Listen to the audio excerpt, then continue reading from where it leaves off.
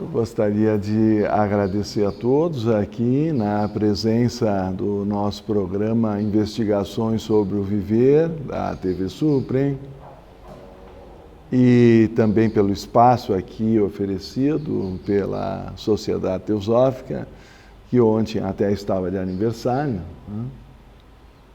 e apresentar a vocês essa temática sobre o Serapeu e os mistérios egípcios, que foi o motivo de uma palestra que nós apresentamos agora em outubro, no mês de outubro, no evento do Congresso Europeu da Sociedade Teosófica, que excepcionalmente ocorreu no Egito, portanto, no nordeste da África, né? E justamente foi na cidade de Luxor. Depois nós fizemos uma visita também a Alexandria, tivemos 63 brasileiros, quase uma invasão brasileira, né? E, como vocês veem, a Alexandria é uma cidade portuária e, claro, no Egito, no delta do Nilo, posição geográfica estratégica, fundada em 332 a.C. para ser a capital do Império de Alexandre o Grande, nascido 356 e falecido 323, ainda muito jovem, antes de Cristo. No mundo antigo, a gente pode então considerar que a Alexandria possibilitou um excelente intercâmbio comercial e cultural de filosofias e religiões, pois situado no delta do Nilo, isso quer dizer, não exatamente na Foz, mas onde ele abre a sua influência. Eu vou contar um segredinho para vocês. Quando os brasileiros vieram de ônibus e depois de passar pelo deserto, não sei quantos dias, chegaram em Alexandria e viram o mar, foi uma aclamação, começaram a bater palma e festear dentro do ônibus, né? Porque a vista do mar, depois de tantos dias no deserto, faz muita diferença, principalmente para um brasileiro, eu suponho, não? E a verdade é que o mar favoreceu Alexandria no sentido de que, apesar de ele estar situado no nordeste da África, em pleno contato, portanto, com o Oriente Médio, como vocês sabem, ali nesse momento até está havendo um conflito, mas também, portanto, na rota de comunicação, não é? Pleno contato de rota com o Extremo Oriente, nós queremos dizer aí a Índia, a China, e também com a abertura para a Europa, certo? Por meio do mar Mediterrâneo. E nessas condições nós podemos afirmar que isso é uma condição muito favorável. Por isso nós chamamos aí estratégica. E o farol de Alexandria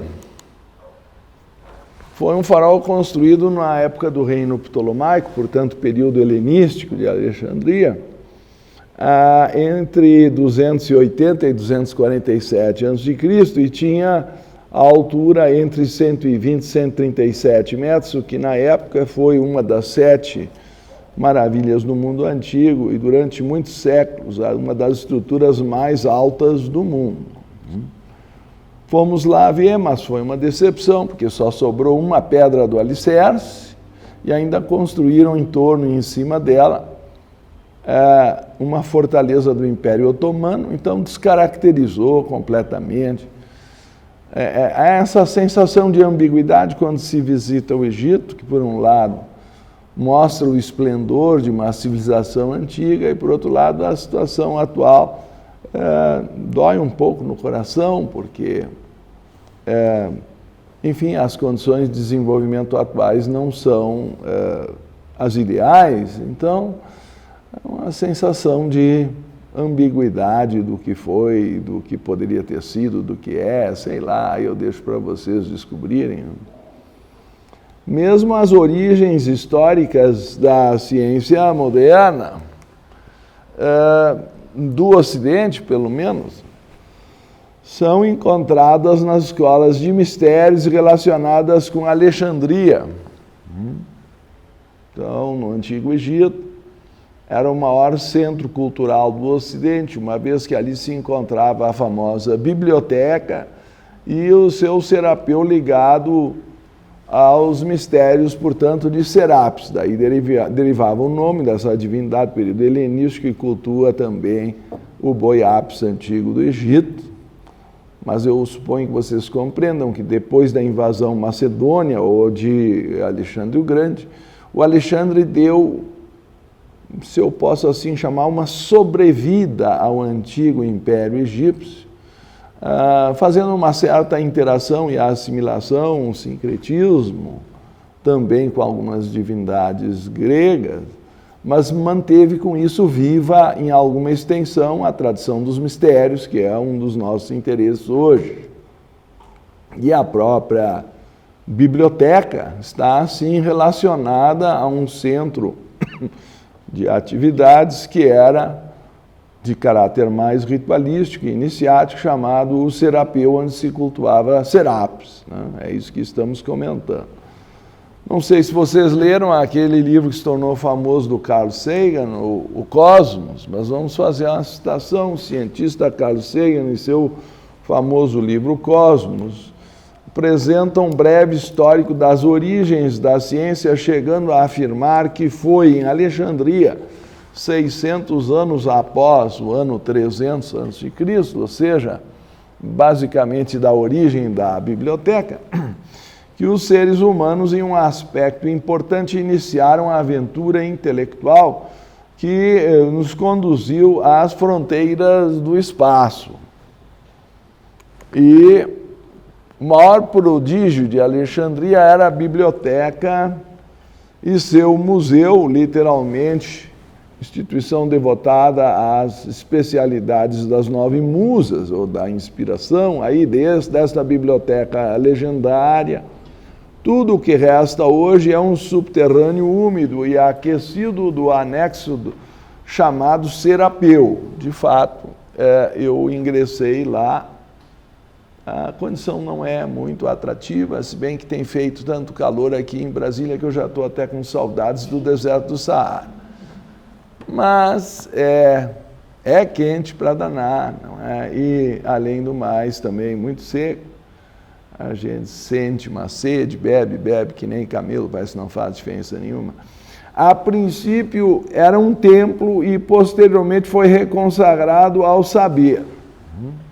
Então o que sobrou foi a biblioteca auxiliar, que quando, sei lá, se eram duplicatas, livros em fase de revisão, eu não sei como é que funcionava isso naquela época. A biblioteca propriamente dita já era. O que sobrou foi o anexo da biblioteca. Se fosse aqui em Brasília, ia sobrar só os anexos, vocês entendem? Não vou entrar aqui no mérito. Algumas prateleiras, desintegrando-se, devem ser o único remanescente físico.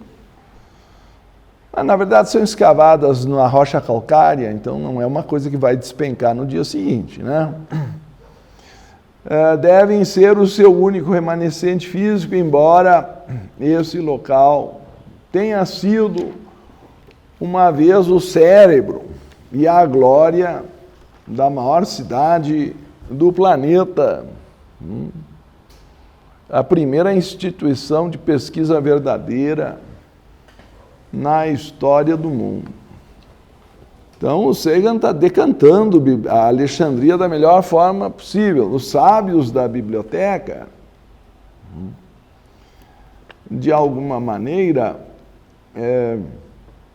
estudaram o cosmos inteiro. Ele cita que a palavra cosmos, palavra grega que significa universo organizado, evidentemente, em um aspecto é o oposto do caos, que simbolizaria a desordem.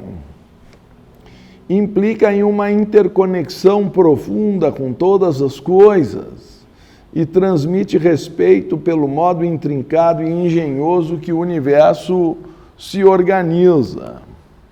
havia uma comunidade de eruditos explorando física, literatura, medicina, astronomia, geografia, filosofia, matemática, biologia, engenharia, resultou em ciências e saber. A genialidade floresceu e a Biblioteca de Alexandria foi o local onde nós, seres humanos, coletamos pela primeira vez, séria e sistematicamente, o conhecimento do mundo. Então, aí encerra a citação do cientista. Mas ainda mencionamos que o mesmo autor decantou a Biblioteca de Alexandria e também mencionou o Serapeu como origem da ciência e do conhecimento sistematizado pelas pesquisas experimentais na história desse planeta. E ele ainda narra a forma encantadora como Eratóstenes, que também era diretor da grande biblioteca no século III, descobriu experimentalmente que a Terra era redonda e calculou corretamente pela primeira vez o comprimento da circunferência do meridiano como 40 mil quilômetros. Ele leu num papiro que não havia sombra numa estaca vertical em Siena no dia 21 de junho. Resolveu fazer no mesmo dia a experiência em Alexandria e encontrou uma inclinação de 7 graus ao meio-dia de sombra numa estaca no prumo. E até aí alguém poderia suspeitar que tinha um erro numa ou noutra dos escritos, mas ele resolveu, ao contrário, considerar que o Sol era infinitamente distante para efeitos práticos e que, portanto, a Terra é que era curva. Esse encurvamento de 7 graus mandou um garoto, um camelo boy, contar o número de passos. Já tinha alguma coisa, não tinha motoboy, mas tinha camelo boy, tá certo? Então ele pagou alguma coisa para o moço contar o número de passos. 7 graus é a distância angular entre Porto Alegre e São Paulo, só para vocês terem uma ideia, fica em torno de 1.000 quilômetros. E, de fato, ele mandou o moço lá caminhar, contando os passos, e chegou à conclusão que 7 graus era 1/7 da circunferência, então multiplicou por 50, e resultou, eram 5.000 estádios egípcios, a correção exata da unidade vai dar os 40.000 quilômetros que ele calculou. Hoje se sabe que são 40.003 quilômetros. Então, é absolutamente impressionante a precisão com que Eratóstenes calculou isso, 240 anos antes de Cristo. E aqui na sociedade o pessoal estava fazendo aí quase uma festa, porque chegaram a 50.000 seguidores aí na internet, mas temos na concorrência, se assim posso dizer, um site da Terra Plana que tem 700.000 seguidores no Brasil. E ainda não entenderam que há 240 anos antes de Cristo, Eratóstenes já tinha provado que a Terra era curva, que não era plana. Mas eu não vou entrar nesse mérito. Só para vocês verem como a ciência não entra rapidamente na mente das pessoas. Já se passaram 23 séculos aproximadamente e algumas pessoas ainda não entenderam que a Terra não é plana. Não sei se isso ajuda a explicar a grandeza da descoberta de Eratóstenes, que provavelmente tornou possível, a partir da invasão árabe posterior, e o efeito dos muçulmanos terem chegado à Península Ibérica, transportar para lá o conhecimento do astrolábio, da bússola e da circunnavegação possível. Você sabe que daí decorre a descoberta das Américas, tanto de Cristóvão Colombo como de Pedro Álvares Cabral, não sei se vocês se sentem um pouco mais tocados, mas é conhecimento que tornou possível a circunnavegação. E porque os árabes tomaram Alexandria, levaram esse conhecimento pelos mouros para a Península Ibérica, certo? Então, eu acho muito impressionante que ele tenha descoberto isto E uma chave histórica que nós não podemos esquecer é que, para essa questão da relação entre o Serapeu e a Biblioteca de Alexandria, pode ser encontrada na obra História Universal da Destruição dos Livros. Não é um livro agradável de se ler, portanto não vou recomendar, certo? Pode dar indigestão em algumas pessoas. Onde o autor Fernando Baez afirma: uma das dúvidas mais razoáveis sobre os diretores da Biblioteca de Alexandria tem a ver com a já mencionada dualidade deste lugar. Acaso o diretor do museu era também diretor do Serapeu? Ou se tratava de dois diretores diferentes? Segundo alguns, o diretor do museu delegava, quer dizer, da biblioteca, delegava, isso é mais ou menos o que sobrou daquela parte do anexo da biblioteca. E olha que botaram uma luzinha ali. Eu acho que o trecho que eu vi estava um pouco pior. Segundo dizem, o diretor do museu delegava a um erudito as funções do Serapeu, mas talvez essa não seja a verdade. Agostinho Hilaris Cario, por exemplo, achava que o diretor era o mesmo. Ambas as instituições, para efeitos administrativos, formavam uma única, citando novamente Baez, a página 65. Isso significa que todos os diretores da Biblioteca de Alexandria foram iniciados nas escolas de mistérios de Serápis. Então, não sei se eu estou conseguindo transmitir para vocês a primeira grande demonstração ou elo de ligação entre a Biblioteca de Alexandria e os mistérios egípcios, que é motivo do título do nosso trabalho, certo? As tradições ou religiões de mistérios, cabe definir, ou simplesmente também chamados os mistérios, são termos genericamente aplicados às antigas religiões e escolas secretas ou ocultas pré-cristãs, dos egípcios, gregos, persas, judeus, romanos, celtas, escandinavos, embora alguns autores refiram-se também à existência de mistérios cristãos, pelo menos até o século III depois de Cristo, geralmente vinculado aos gnósticos e padres do cristianismo primitivo em Alexandria. Uma grande parte da minha dissertação de mestrado era justamente sobre Orígenes de Alexandria, certo? Porque ela versava sobre eu chamei reconciliação do platonismo com o cristianismo, e isso se dá, é claro, a partir de Orígenes, que era uma espécie de elo perdido, porque ele era discípulo tanto dos neoplatônicos, como Amônio Sacas, quanto de São Clemente de Alexandria. Então, eu considero ele o elo perdido entre o cristianismo e o platonismo, ou mais especificamente o neoplatonismo. Se vocês quiserem, a dissertação está disponível na forma virtual no repositório da UNB. Gratuito. Isso é importante citar.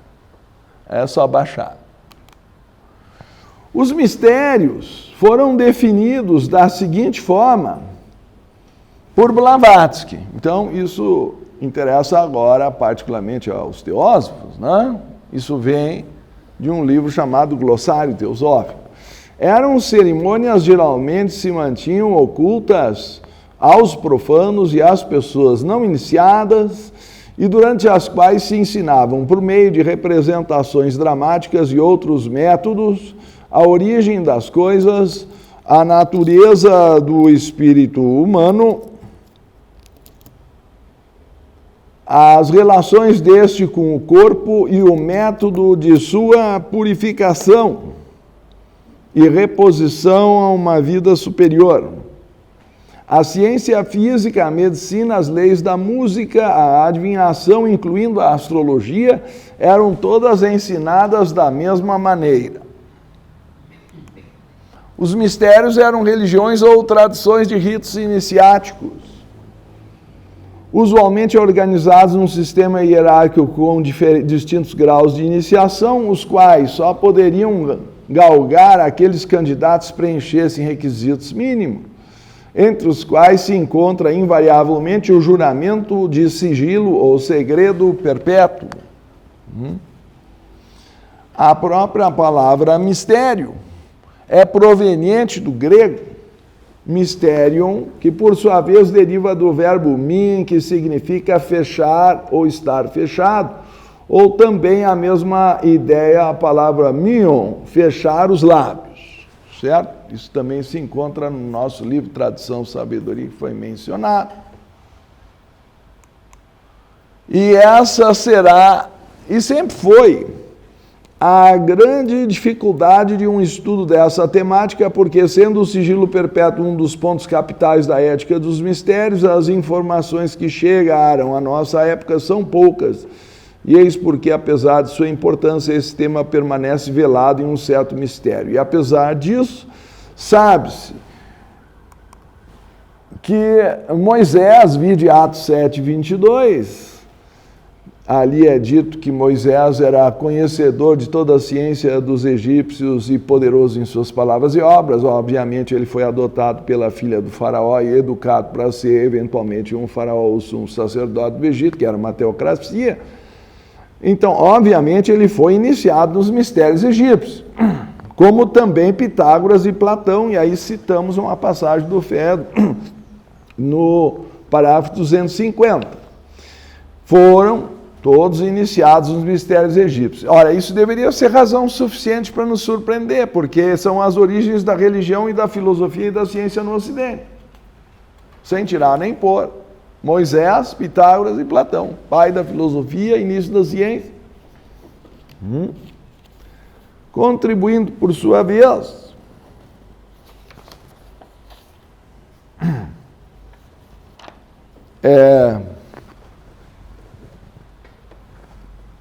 no desenvolvimento das escolas de mistérios em suas respectivas pátrias. O que quer dizer, criou os mistérios judaicos e entusiasmou os mistérios de Eleusis, os mistérios óficos na Grécia, respectivamente. E só esse fato deveria ser suficiente para perceber que as raízes da religião e da filosofia da cultura ocidental estão radicadas nessas tradições iniciáticas. Então, eu suponho que não foi em vão o que nós discorremos até agora, e que, em geral, muitas pessoas desconhecem de onde veio tudo isso, qual é a origem. Tal é, então, a relevância da questão que gostaríamos de investigar, a natureza comum das doutrinas dos mistérios, apesar das dificuldades acima mencionadas, tentando realçar sua unidade fundamental, mas não há aqui espaço suficiente para uma investigação tão grande apenas para um breve resumo. Pode ser, então, importante aprofundar algumas razões pelas quais um dos costumes mais tradicionais e invariáveis dos mistérios era a condição de sigilo perpétuo com relação a certos ensinamentos e práticas que eram transmitidos na iniciação pelo hierofante ou iniciador ao iniciado. Não só.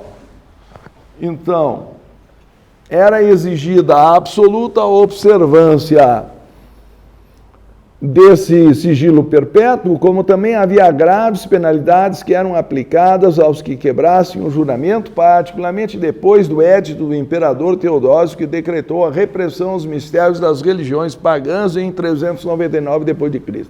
É bom lembrar que até o ano 300 o cristianismo é que era perseguido. Aí o imperador Constantino converteu-se ao cristianismo. Não deu um século, inverteu a situação. Os cristãos estavam perseguindo os pagãos. Tá?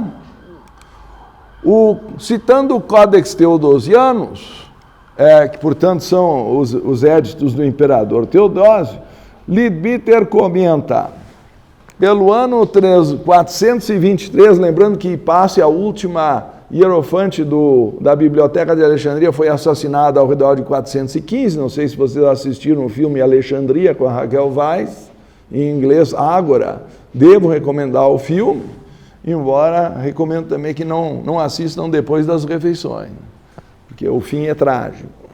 Aliás, todo mundo sabe que ela foi esfolada até a morte pelos paroquianos do patriarca Cirilo de Alexandria, que por isso foi canonizado por seguir à risca o Códex.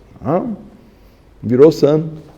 Pelo ano de 423 d.C., se tornaram mais severas as penalidades contra os que se ativessem às antigas crenças, pois num édito posterior do mesmo imperador vamos encontrar que, conquanto os pagãos restantes devam estar sujeitos à punição capital, ou seja, à morte, caso em qualquer tempo sejam descobertos praticando os abomináveis sacrifícios dos demônios. Olha como é que consideravam, de repente, a religião. Isso, na época, não existia o termo liberdade religiosa, não se tinha ouvido falar disso. E que o exílio e a confiscação de seus bens sejam sua punição. Bom, tirania é igual em toda parte. Então, onde foi possível, os templos dos deuses foram destruídos, as antigas bibliotecas queimadas, as estátuas e outras relíquias foram despedaçadas pelas mãos brutais e selvagens cristãos, e afinal a destruição que no Império Ocidental ainda restava por fazer foi completada pelos não menos bárbaros invasores, e assim pereceu o culto externo dos deuses da Grécia e Roma, e os mistérios foram recolhidos a inviolável segredo que permaneceu intacto até depois da reforma, né, quando a igreja perdeu o seu poder para queimar e torturar. Não sei se vocês já viram o Museu da Inquisição lá na Europa.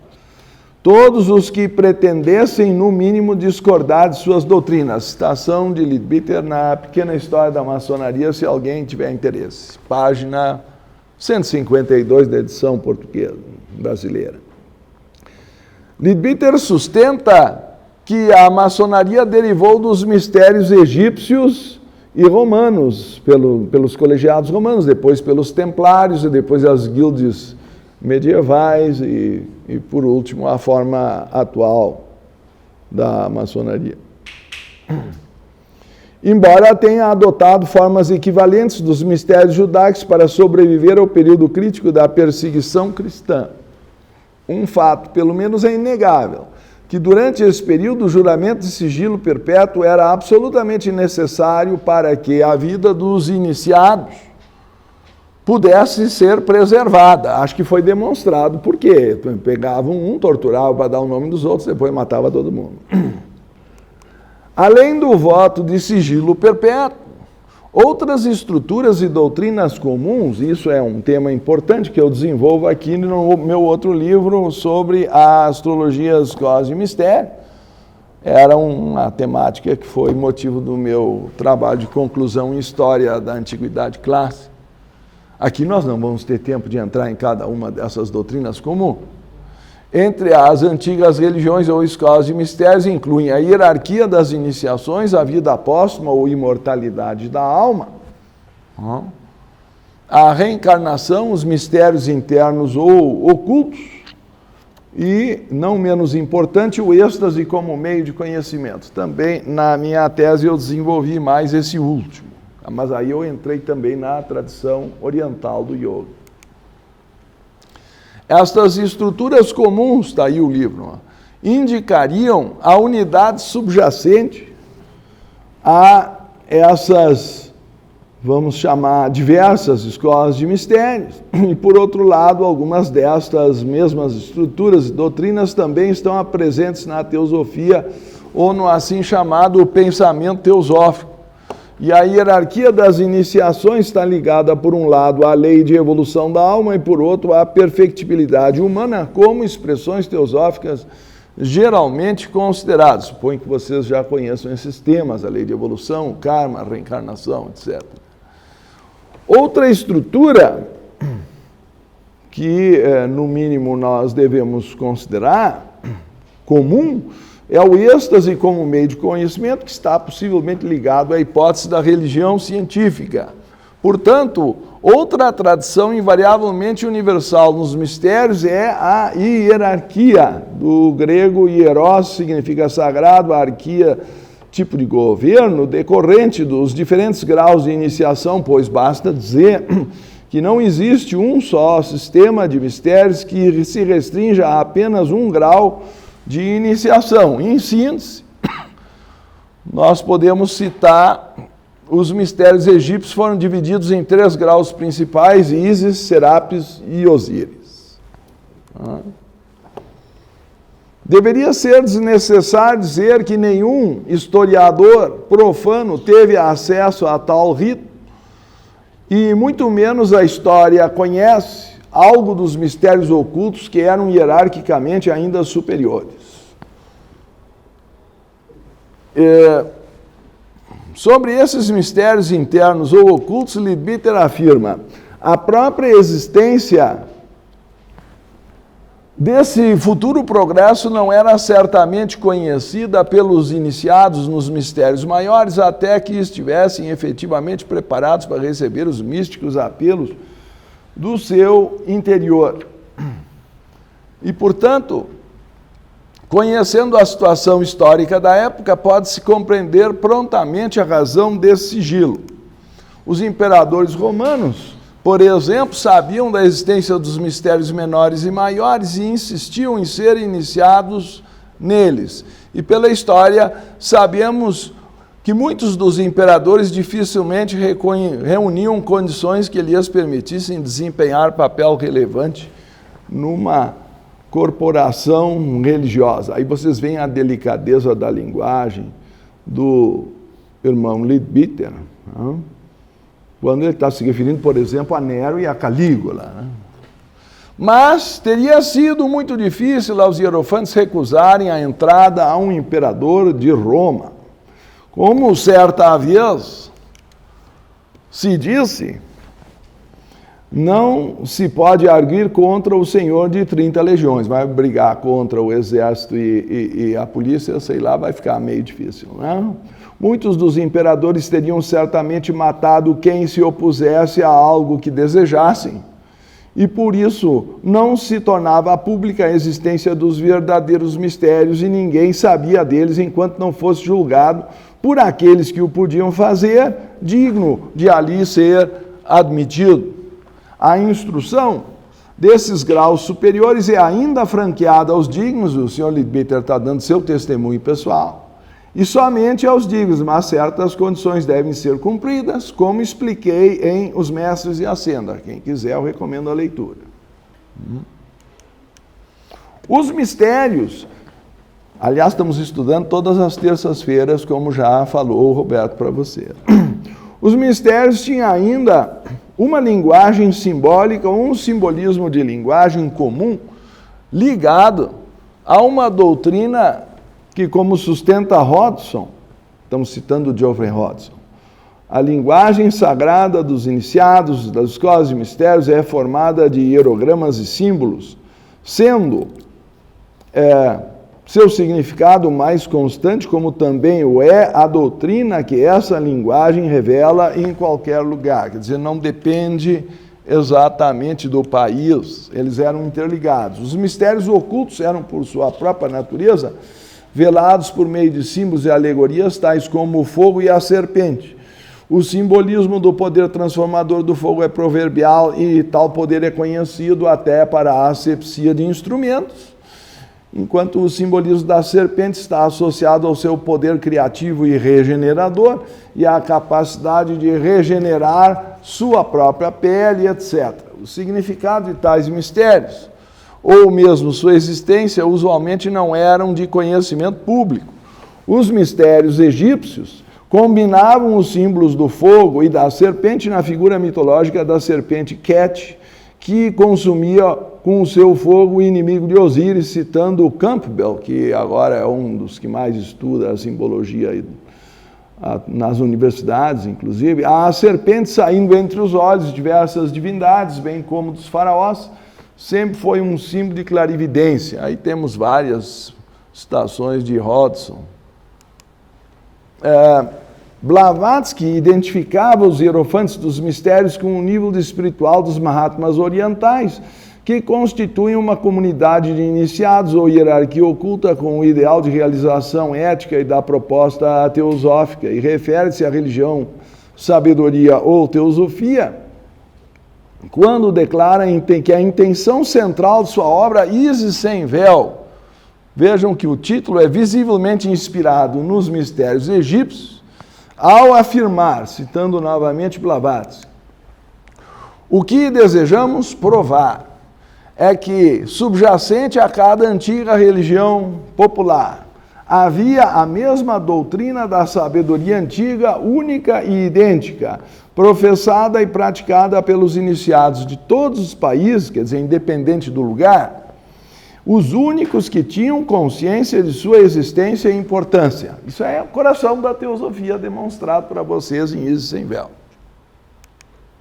Na verdade, a palavra teosofia, ou sabedoria divina, é grega e, segundo Blavatsky, foi cunhada por Amônio Saccas, o fundador do neoplatonismo.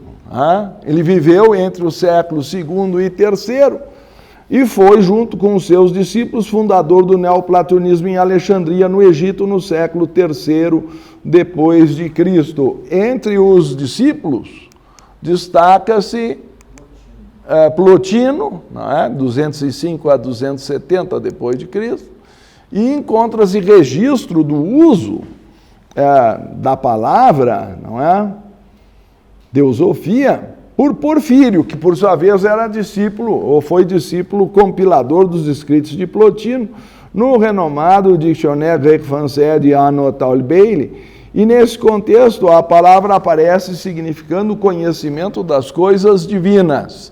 É interessante que eles tinham um voto de sigilo e, portanto, não podiam falar nem a palavra. Foi só na terceira geração que aparece o termo escrito por um dos seguidores de Plotino, que era Porfírio.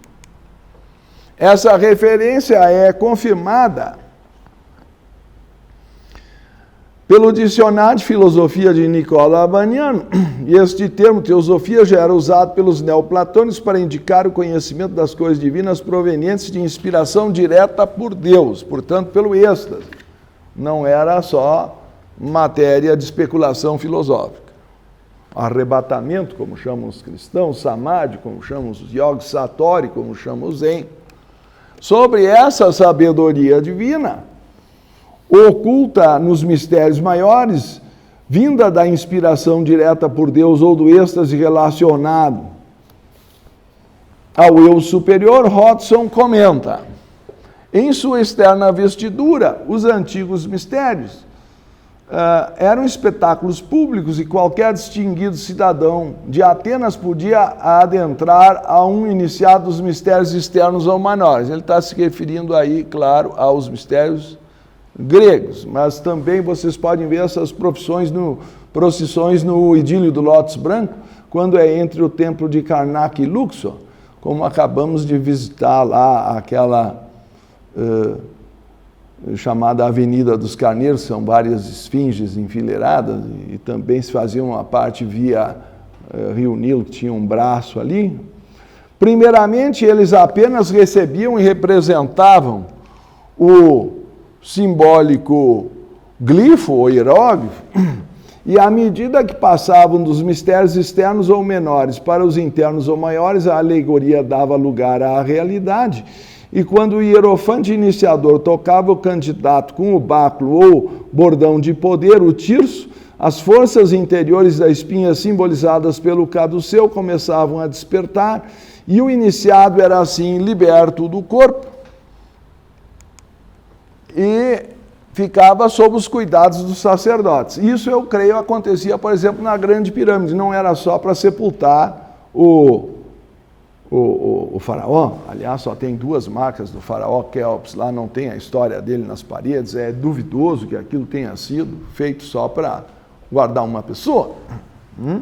Aqui está sendo descrito de outra forma, era um centro iniciático, certo? O que acontecia? O iniciado era assim liberto do corpo, entrava em transe, ficava sob os cuidados dos sacerdotes, era colocado então no sarcófago, e a alma iniciada podia então ascender à consciência do eu superior, segundo Rhodes. Esses mistérios foram corretamente chamados de escolas para a vida oculta. Desde que também citando Rhodes, desde que o homem é um ser autoconsciente, ele possui o poder de submeter-se a um processo de estimulação para o amadurecimento espiritual, para uma autoaceleração. Ele pode apressar a realização de sua meta através da aplicação deliberada, numa forma intensificada dos princípios que governam o crescimento normal. Quer dizer, não há nada de anormalidade, senão uma aceleração do processo. E, aliás, é muito comum nos mistérios essa correlação dos ciclos da natureza, portanto, algo natural, normal, das estações, dos astros com a vida humana, a astrologia, com origem particularmente nos mistérios egípcios e caldeus, também considera a vida humana como cíclica, segundo a doutrina da reencarnação, como referia, eu cito meus próprios textos. Podemos observar a riqueza dessa simbologia astrológica quando observamos que a primavera é o nascer da vida, onde tudo floresce, o verão é o zênite da vida, onde tudo frutifica. O outono representa a morte, onde as folhas caem, retornam à terra, não é? E o inverno, o retraimento da vida no caule e na raiz, no nível subterrâneo, o reino de Plutão, né? Essencial e invisível, para onde a vida se retira, enquanto, por assim dizer, em analogia, digere as reservas acumuladas das experiências da vida, e, por assim dizer, preparando-se para o novo ciclo que se inicia na primavera seguinte, onde a vida se expande novamente. Aí está um símbolo que nós temos no nosso livro para a meditação, um mandala das 4 estações, dos 4 períodos da vida e também dos períodos do ciclo do Sol. Os egípcios particularmente associavam o ciclo da vida e da morte à trajetória diária do Sol, o deus Amon-Ra, que é a de nascer, atingir o zênite da maturidade, pôr-se, como seria a morte, seguir sua trajetória invisível noturna da vida extrasensorial do solo ou do submundo, não é? Do pós-mortem, até nascer no dia seguinte, simbolizando assim a reencarnação. Esperança de um novo dia torna belo o entardecer, que o sol todo dia renasce para nos lembrar que é tempo de recomeçar. Então tem várias expressões atribuídas a esse raciocínio egípcio, mas a grande síntese dos ensinamentos dos mistérios egípcios é apresentada por Collins em seu livro Idílio Lótus Branco, em 3 máximas de verdades aforísticas que suponho vocês conheçam. A alma do homem é imortal e o seu futuro é o de algo cujo crescimento e esplendor não tem limites. O princípio que dá a vida habita em nós e fora de nós, é imortal e eternamente benéfico, não é ouvido nem visto nem sentido pelo olfato, portanto está além dos 5 sentidos, mas é percebido pelo homem que deseja a percepção, ou seja, pelo êxtase, samadhi, satori. Então é o que se chama a experiência direta de Deus. Número 3 é a lei do karma. Cada homem é seu próprio absoluto legislador, é o dispensador de glória ou trevas para si mesmo, é o decretador de sua vida, sua recompensa e sua punição. Então, meus irmãos, aí estão as referências para quem gosta da parte acadêmica e o nosso contato, se alguém quiser prosseguir o diálogo. Era o que tínhamos para apresentar no momento, mas podemos abrir para perguntas se houver interesse em participação. Muito obrigado.